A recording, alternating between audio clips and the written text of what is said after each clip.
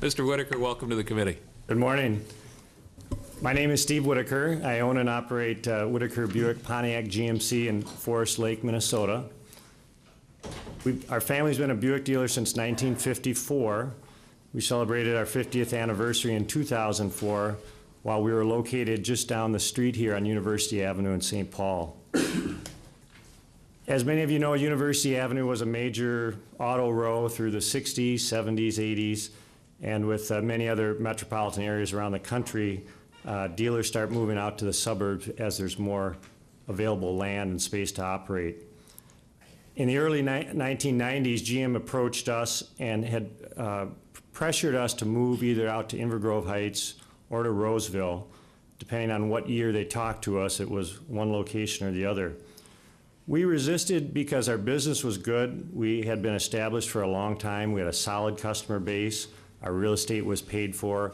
And we didn't want to take on the expense and risk of moving at that time. But as time went on, more dealers did move away off University Avenue and inner city locations. And in 2005, I approached GM about selling our Buick franchise to two Pontiac GMC dealers that were located, one in Roseville and one in Inver Grove Heights. And this was actually part of GM's grand plan as far as channel alignment.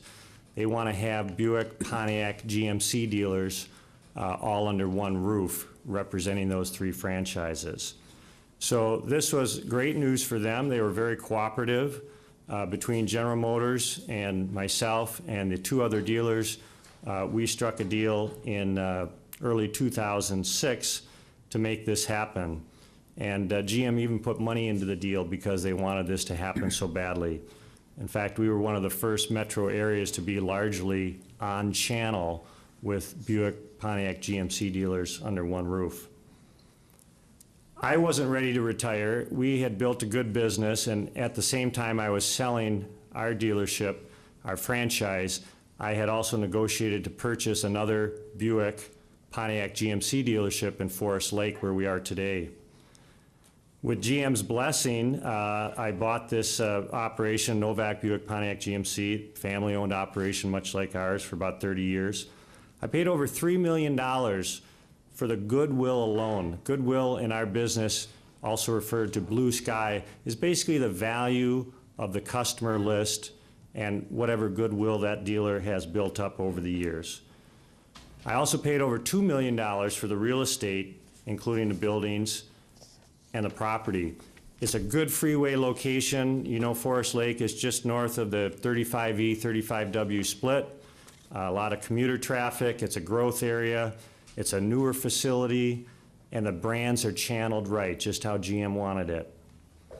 Since we moved there in 2006, I've met all the standards of GM's sales effectiveness, customer satisfaction scores, capitalization, and profitability. In fact, in some months, we've been the highest percent to objective Buick Pontiac GMC dealer in the state of Minnesota. Earlier this year, your tax dollars and my tax dollars helped fund the loans that saved GM and Chrysler's American manufacturing base, and we were certainly behind that. It saved a lot of US jobs. But then the Auto Task Force, GM, and Chrysler made a quick, uninformed decision to terminate over 2,000 dealerships around the country, representing approximately 150,000 jobs if these dealerships all close, over 3,000 in the state of Minnesota. Does this make sense? It's important to understand that market forces over the previous 5 years, as our business has dwindled, has led to the consolidation of dealerships and the reduction in the numbers of dealerships. So there's been mergers, like what we did here in St. Paul. There's been outright closings, and there's been purchases. And this is what a market-based economy accomplishes. It's survival of the fittest. And the dealer body was decreasing over the last few years on its own, as it should. So the ones that were left, it's survival of the fittest. But in early June, we received a notice from GM for termination on or before October 2010. They would pay us a very small fraction of the price that I paid, actually less than 10% for our customer list. They would not repurchase our GM vehicles when we terminated. They would not repurchase our parts or our special tools.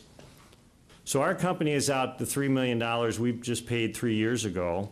They would leave us with a difficult to sell $2 million piece of real estate. Automotive dealerships don't work well for many other businesses. To me, it seems like legalized theft. But the worst part is, if we shut down, we have 40 employees and their families and their livelihoods that will have their incomes taken away. Many of these employees have been with our company well over 10 and 20 years. Some employees have been with us 30 years. Wasn't this all about saving jobs? I don't know how they justify eliminating productive businesses that drive our free enterprise system. They can't. And they have not given us any criteria as to why some dealers were terminated. It was very arbitrary. Some dealers that are very successful in selling were terminated, while other dealers that weren't successful in hitting their numbers were not terminated. I also want to let you know that our dealership, as all the dealerships here in the room that are represented today, are active and responsible community citizens. In both St. Paul and Forest Lake, I and my employees are active in local service organizations such as Rotary, Chambers of Commerce, many nonprofits. When we moved to Forest Lake in 2006, within 1 year I was elected to be the chair of the board for the Forest Lake Area Chamber of Commerce.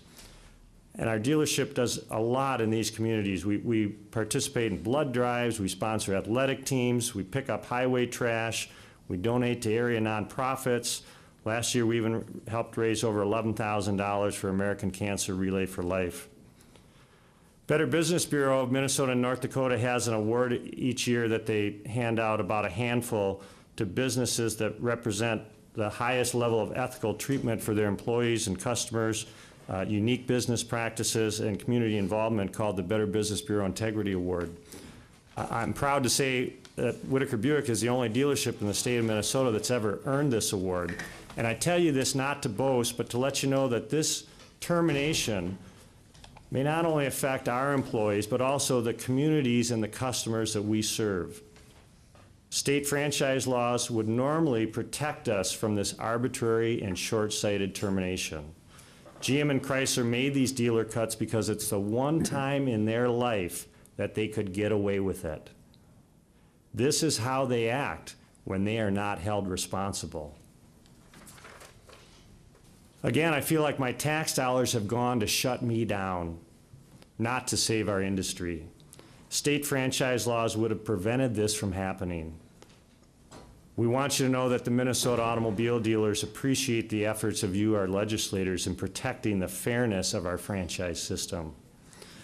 In closing, while I've had many personal and professional challenges over the years, as we all have, never have I felt so unfairly maligned as I feel now by General Motors. I cannot explain to my customers, my employees, or my kids why a successful business is being terminated. It just doesn't make sense. Thank you. Thank you, Mr. Whitaker.